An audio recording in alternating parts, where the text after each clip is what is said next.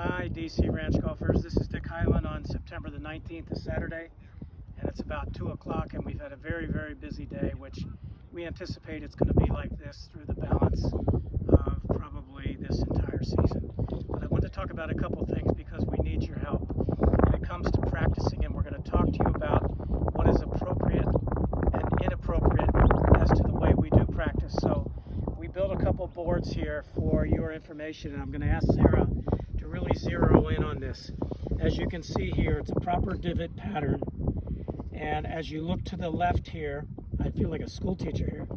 So these are golf balls, and when you practice, you should practice one ball after the previous one, 3 after 2, 4 after 3, and then another line, 5, 6, 7, 8, and then 9, 10, 11, and 12. And that way the grass can heal and it can knit together this way.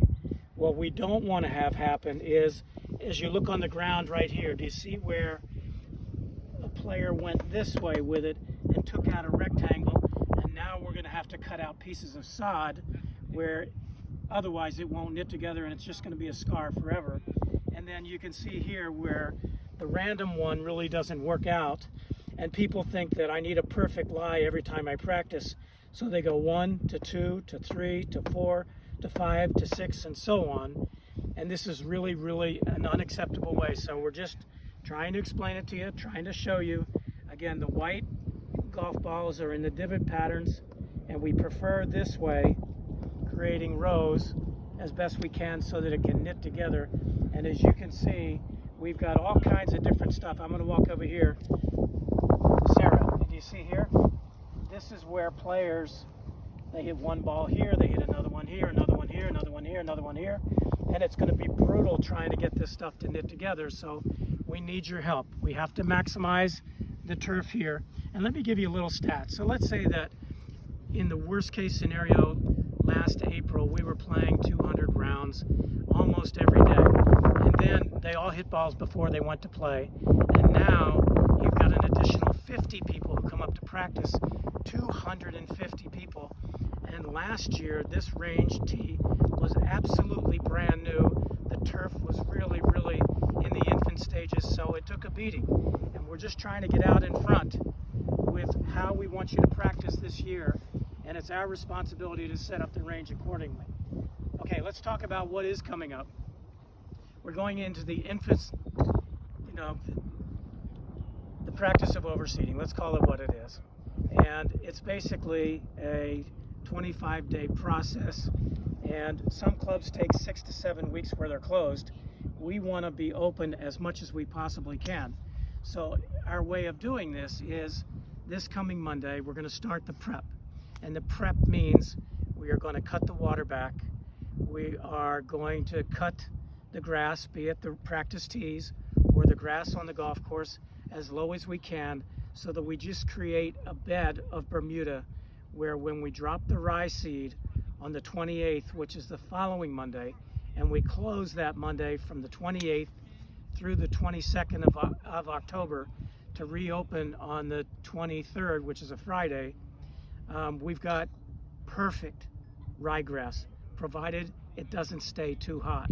Now, I checked today, and it appears as though we start getting into the low 100s and high 90s, which is not ideal, quite frankly, but that's the best that we have had, and we are taking advantage of it. We are actually overseeding a year later this year than we've done in years past, because the overseeding is so important, and we are overseeding wall to wall, tees, fairways, rough, collars, and green surrounds. We are not overseeding greens for the 3rd year in a row because we believe that non-overseeded greens are healthier through the entire winter time and really through the entire year. And I'm going to have some fun with you.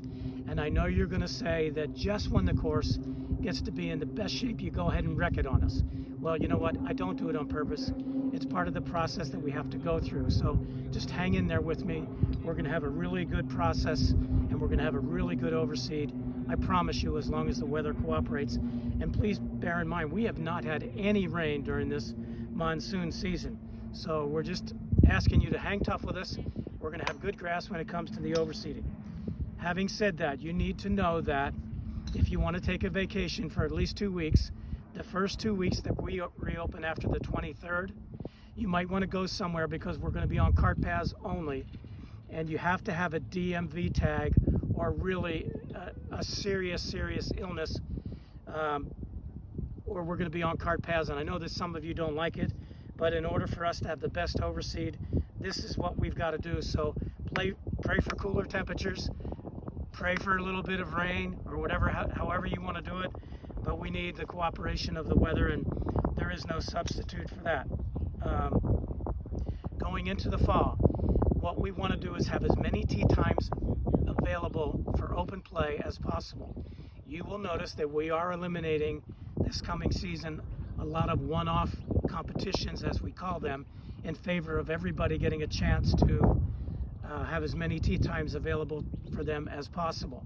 We said that we're not going to be doing shotguns. We're going to be doing double tee starts when we absolutely think it's the best way to go.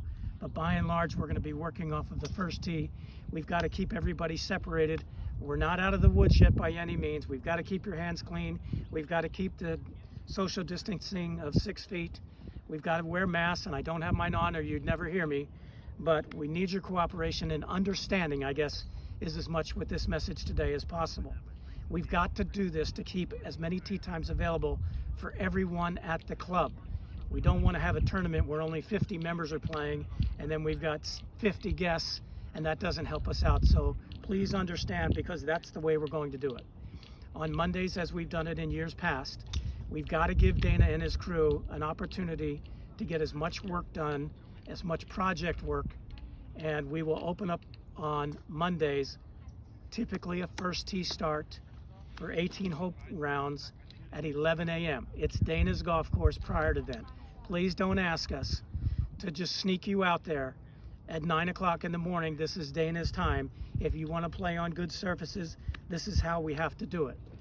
Also coming up, lastly, I want you to check on 4 tees, because many of you signed up for the rodeo, our member, back in March and April when we wanted to try and create some good positive vibes around the club.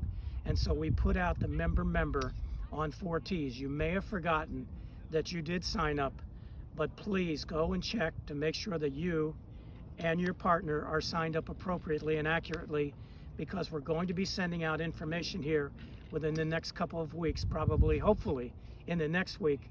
So as we read 4 tees and we see that you are signed up, we are going to assume and believe that you have double checked that A, you want to play, B, you and your partner are accurate, and we can make our moves with getting information done so that we can appropriately have both the ladies and the guys that second week in November, culminating on the 14th with the end of the guys. And we are not doing the match play formats. We're not doing the scramble. We're not doing the better ball for the ladies. Everything is a modified Stableford better ball partner with you and your buddy or gal buddy or whatever you might want to call it. But this is the way we've got to do it. We've got to get moving out. We're going to go tee times. We are going to go 1 and 10 because we needed to get everybody to finish 18 holes. So this is what we've got going on. I know that this message is a little bit longer than we've had in the past. If you've got any questions, please email me or talk to the staff.